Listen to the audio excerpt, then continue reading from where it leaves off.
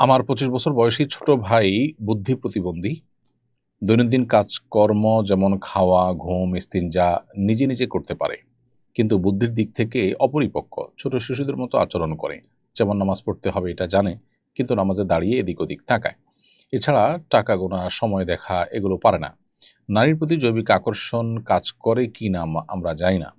আমার স্ত্রী কি তার সাথে পর্দা করতে হবে?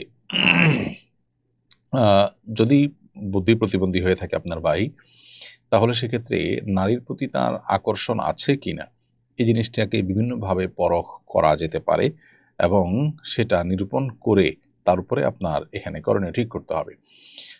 যদি নারীর প্রতি তার আকর্ষণ থাকে, তার যদি আকর্ষণ বোধ থাকে এবং নারীর গোপন যে বিষয় আছে, সেই বিষয়গুলো যদি সে বোঝে, তাহলে সেক্ষেত্রে তার সাথে পর্দা করতে হবে।